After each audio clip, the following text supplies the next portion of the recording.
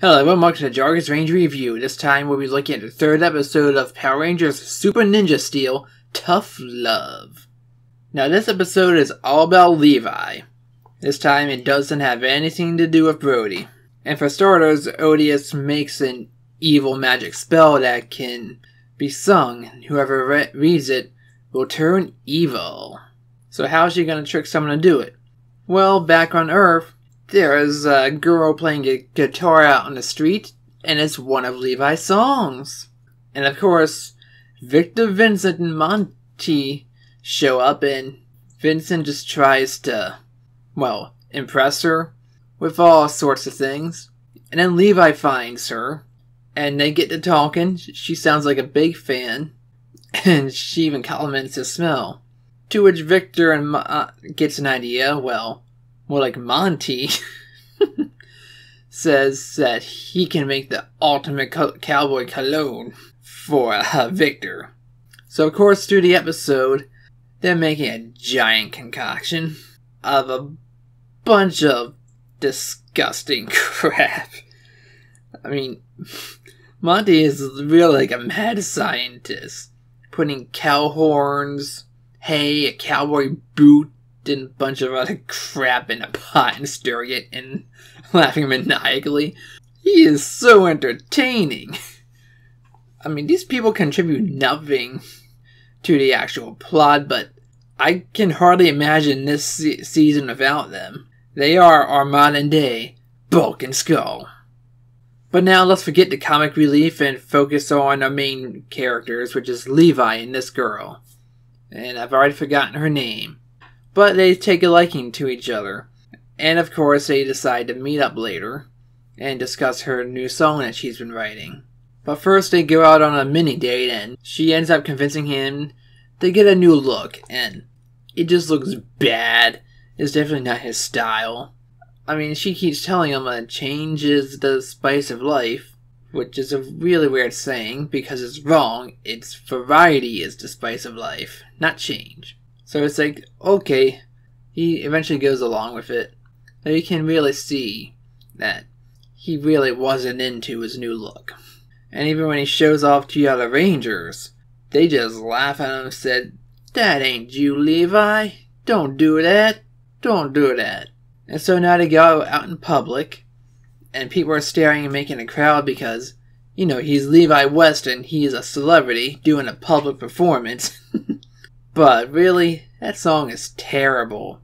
I mean, it has a nice dark sound to it, but the actual lyrics, no one likes them. Because it's all about saying how he's great, he's superior, everyone's beneath me. And in the middle of it are some strange words. And what it turns out to be is the incantation turned him evil.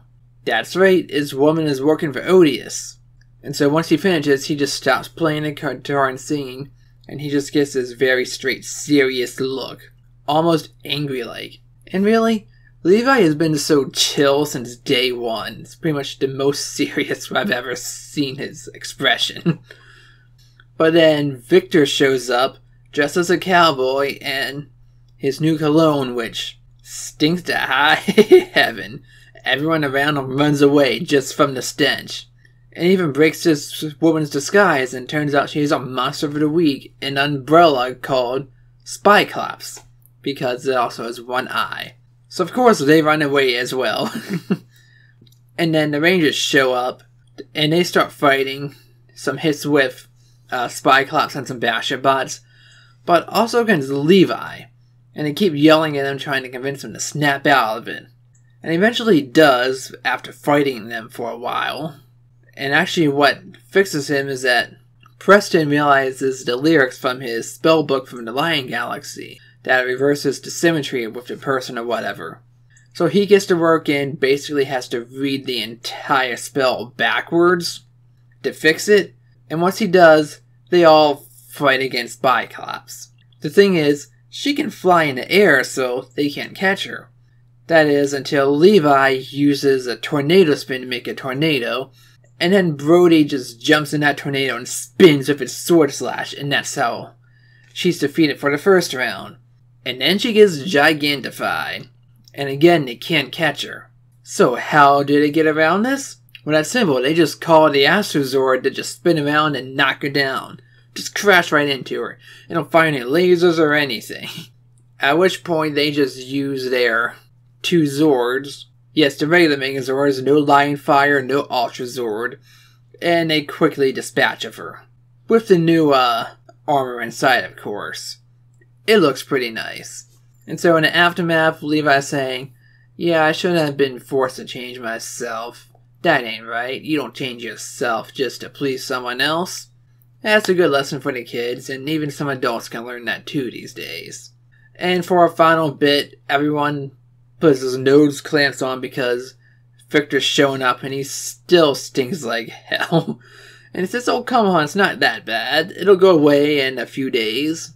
So yeah, that ends the episode. Overall, this was an okay episode. They kind of revealed pretty early that our girl was the villain.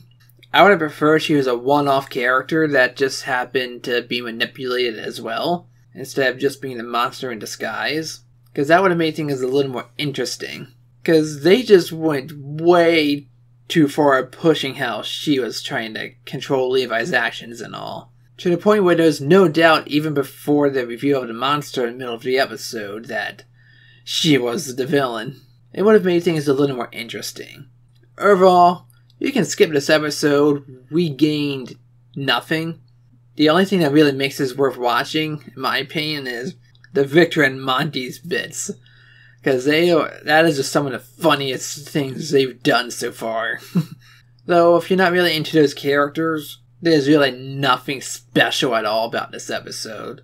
Overall, watch for the comedy, not for the action or the villains. That's about it. Hopefully next episode we'll have some real exciting action. And that's all for this time. Hope you enjoyed watching, and I'll see you next episode. Until then, let the power protect you.